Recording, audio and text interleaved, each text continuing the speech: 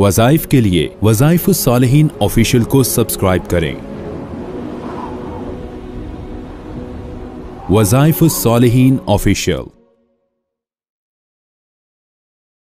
नहमदुहु व नुसल्ली व नुसल्लिमु अला रसूलिहिल करीम, अम्मा बादु फ़अऊज़ु बिल्लाहि मिनश शैतानिर रजीम, बिस्मिल्लाहिर रहमानिर रहीम। इस आयत करीमा के अंदर अल्लाह तबारक व तआला ने इंसान की जिस्म के साथ जुड़ने वाले कुर्ते का जिक्र बड़ी खासियत के साथ किया, जो कमीज या लिबास कहते हैं जिसको। अल्लाह ने उसे कमीज के लफ्ज़ से ही खिताब और ख़ास तौर पे बताया कि अगर इंसान ये चाहता हो कि अल्लाह उसके जिस्म को बीमारियों से, जादू से और अमराज से बचा ले, तो इस आयत का सहारा कमीज के जरिए लिया जा सकता है। बहुत खास अमल है। या कोई आदमी जो नाफरमान हो गया हो, आपकी नेमतों का, आपके एहसानात का आपको नाशुक्री के साथ सिला देता हो, चाहे वो खूनी रिश्ता हो या कोई जानने ताल्लुक वाला हो, तो उसका भी अल्लाह ने यहाँ जिक्र किया कि लिबास के जरिए आप उसे ताबेदार कैसे बना सकते हैं। ये खास अमल है गोया कि मैंने पहले बताया कि कुरान पाक की जो आयात हैं वो जब कोई जिक्र करती हैं, कोई वाकया बयान करती हैं, या अल्लाह कुरान पाक में कोई रहनुमाई करता है किसी वाक़े की तरफ, तो वो फजूल नहीं होता बल्कि उसकी कोई हिकमत होती है। अब इंसान जो है, अल्लाह कुरान पाक में हर अक्सर आयात के बाद फरमाते हैं फ़अतबिरू या उलिल अब्सार। और अब यहाँ अल्लाह ने एक लफ्ज़ बड़ा ख़ास बोला है आखिर में। वो लफ्ज़ क्या है जो मैंने अभी पढ़ा भी है, लअल्लकुम तुस्लिमून। अब ये शायद कि तुम फर्माबरदार बन जाओ। अब कोई नाफरमान हो चुका हो, उसे फर्माबरदार बनाने का बेहतरीन अमल है। अब आप देखिए, अल्लाह ने पहले इंसान पर अपनी नेमतों का जिक्र किया। अल्लाह तबारक व तआला ने फरमाया वल्लाहु, अल्लाह वो जात है, अल्लाह वो जात है। अपना तारुफ पहले करा रहा है। जअल लकुम, जिसने बनाया तुम्हारे लिए, मिम्मा खलक़ ज़िलाला, मिम्मा खलक़ ज़िलाला, के अपनी मखलूकात की चीजों में से तुम्हारे लिए साया मुतअय्यन किया। यानी अल्लाह ने जितनी मखलूकात बनाई हैं, कोई भी चीज बनाई है, उसका मकसूद क्या है कि इंसान को उससे कोई फायदा मिले। जिलाला का मानी ये है, जिलाला तो जिल साय को कहते हैं, इंसान का अपना साया भी होता है, लेकिन एक साया मतलब ये कि शफकत, उसके ऊपर उसका फायदा, उससे कोई रहनुमाई। अब अल्लाह ने जितनी चीजें बनाई, इन्ना दुनिया खुलिक़त लकुम व अंतुम खुलिक़तुम लिल आखिरा, अल्लाह ने तुम्हें अपने लिए बनाया है, बाकी सब कुछ तुम्हारे लिए बनाया है। हदीस कुदसी फरमा रही है। अब यहाँ पे फरमाया अल्लाह वो है जिसने तुम्हारे लिए मिम्मा खलक़ ज़िलाला, हर मखलूक को तुम्हारे लिए साया बना दिया, तुम्हारे काम पे लगा दिया। आप जाकर पूछें साइंस से, वो रिसर्च करके बता रही है कि दुनिया की हर चीज इंसान की खिदमत कर रही है। कीड़े भी इंसान की खिदमत कर रहे हैं, हर चीज इंसान की खिदमत कर रही है। अब जहरीला सांप जिस चावल की फसल में होगा तो उसमें खुशबू ज्यादा आ जाएगी चावल की फसल में। मतलब हर चीज को अल्लाह ने किसी न किसी मकसद के लिए बनाया। तो फरमाया फिर उसके बाद वजअल लकुम, देखो पहले कहा ना जिलाला, हर चीज तुम्हारा साया है, हर चीज तुम्हारे लिए फायदा है। फिर फरमाया वजअल लकुम, अल्लाह ने तुम्हारे लिए बनाया मिनल जिबाली अकनाना। अब जब इंसान आया था दुनिया में तो इंसान को घर बनाने का नहीं पता था, आहिस्ता आहिस्ता घर बनाने शुरू हुआ। पहले जमानों में कैसे घर होते थे? पहले तो पहाड़ों में इंसान रहता था। पहला इंसान जो है वो आहिस्ता आहिस्ता पहाड़ों से, पहला इंसान था, बशर था, बल्कि खाली बशर नहीं था, नबी था, सैयदुल बशर था जो है। और सारे जो है नबियों का भी पहला बाप, सारे इंसानों का भी। तो साइंस ने कहा नहीं, पहला इंसान बंदर था, बंदर से इंसान बना। ये डार्विन का नजरिया पेश कर दिया। कहा नहीं, वो उसका नजरिया है। दुनिया कुफर अपने आप को पस्त कर रही है, क्योंकि असफल साफिलीन में चला जाता है जब बंदा तौहीद छोड़ता है, नबी अलैहिस्सलाम की गुलामी छोड़ता है। तो फिर वो क्या कहते हैं, जो कुरान और सुन्नत को नहीं मानते, वो कहते हैं नहीं, पहला इंसान बंदर था, बंदर से दुम हटी तो इंसान बन गया। हमारे कुरान ने कहा नहीं, पहला इंसान वो आदम था और वो नबी था, और इंसान की नस्ल चली आदम से है।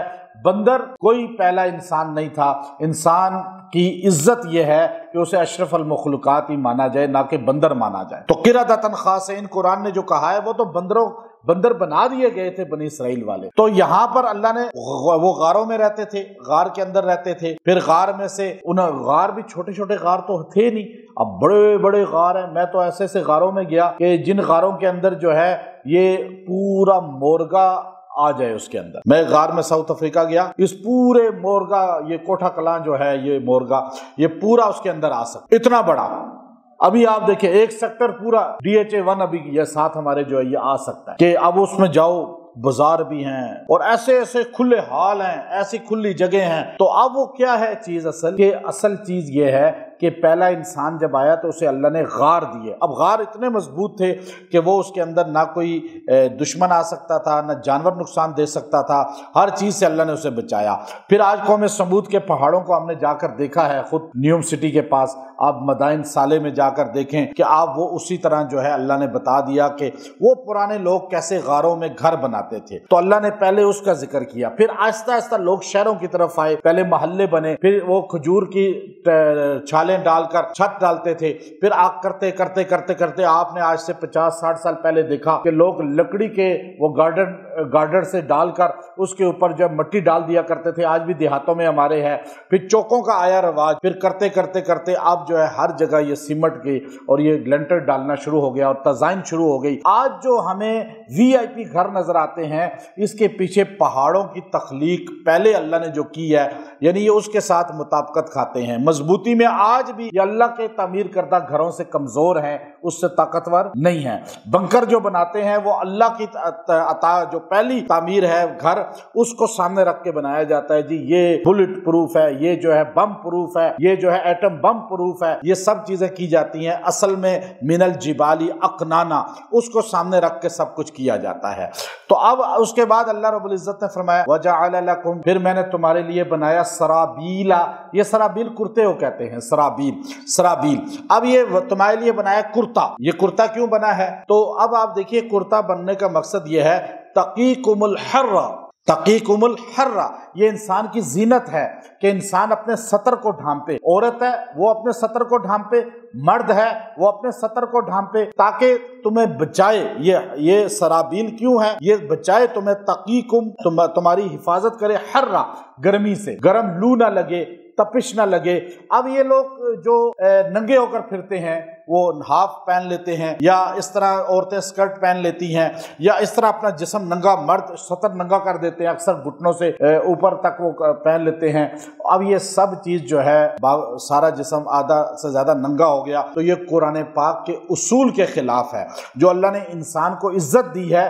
فرمایا سرابیل تقیکم الحر، کہ یہ تمہیں گرمی سے۔ اب امام قرطبی رحمۃ اللہ علیہ وہ اس کی تفسیر میں فرمانے لگے کہ لوگوں نے سوال کیا کہ حضرت اللہ نے گرمی کا ذکر کر دیا، سردی کا ذکر نہیں کیا، کہ یہ لباس جو ہے تو سردی سے ہی بچاتا ہے۔ تو فرمایا کہ چونکہ اللہ کا قرآن جب اترتا ہے تو اس معاشرے کو، مزاج کو سامنے رکھتا ہے۔ عرب کے معاشرے میں برف باری، سردی کم ہوتی تھی، گرمی زیادہ ہوتی تھی، تو اس لیے انہوں نے اللہ رب العزت نے الفاظ ایسے بولے جو اس معاشرے کی عکاسی کرتے ہیں۔ حضرت تھانوی رحمۃ اللہ علیہ نے بیان القرآن کے اندر فرمایا کہ یہ جو اللہ رب العزت نے یا تقیکم الحر کہا، تو چونکہ لولا اللہ رب العزت پہلے دفع و منافع یہ لفظ پہلے بول دیا، تو وہاں پہ سردی کا ذکر کر دیا تھا۔ لباس اس لیے ہے کہ سردی اور گرمی سے بچائے انسان کو اس کی حدت سے، تو یہاں اللہ نے اس لیے خالی گرمی کا ذکر کیا کہ اسی صورت میں پہلے سردی کا ذکر ہو چکا ہے۔ حضرت تھانوی رحمۃ اللہ علیہ کا یہ قول سب سے زیادہ احسن اور بہترین ہے، جس کو مفسرین نے قبول کیا ہے۔ اب فرمایا کہ پہلا کرتے کا کام یہ ہے کہ وہ تمہیں گرمی سے بچاتا ہے، اور تمہیں تپش نہیں پہنچتی، تمہیں شدت نہیں پہنچتی، لو نہیں پہنچتی۔ اور دوسرا، اب آپ دیکھیے کہ آج لوگ کیسے جہاں گرم علاقے ہیں وہاں چہرے پہ بھی کپڑا رکھتے ہیں، سر پہ بھی کپڑا رکھتے ہیں۔ اب یہ رواج چلا تو اللہ تعالیٰ نے پہلے اس چیز کو ذکر کیا، تقیکم وسرابیل تقیکم بأسکم، پھر یہ کرتا تمہیں جو ہے یہ بأسکم تمہیں لڑائی میں بھی بچاتا ہے۔ یعنی ایک کرتا یہ ہے جو کپڑے کا ہوتا ہے، ایک کرتا جو لوہے کی زرہ کا بنایا جاتا تھا، وہ بھی لوہے کی زرہ کو پگھلا کر ایک خول بنایا جاتا تھا، وہ زرہ بنائی جاتی تھی، جنہ جسے کہا جاتا ہے عربی میں، وہ یہاں پہنائی جاتی تھی، اس کو بھی کرتا کہا جاتا ہے، اور وہ بھی بچاؤ کا کام کرتی ہے باڈی کا، اور یہ بھی کرتا کام کرتا ہے بچاؤ باڈی کا، دونوں کا کام جو ہے انسان کے جسم کو بچانا ہے۔ اب یہاں اللہ نے دیکھے کرتے کو ذکر کیا اور انسان کی باڈی کو ذکر کیا، پتہ یہ چلا کہ جو عورت پردہ کرتی ہے، اپنا سطر ڈھانپتی ہے، یا مرد جو ہے اپنے سطر کو ڈھانپ کے چلتا ہے، اللہ اس کو بہت سی بیماریوں سے بچا لیتے ہیں۔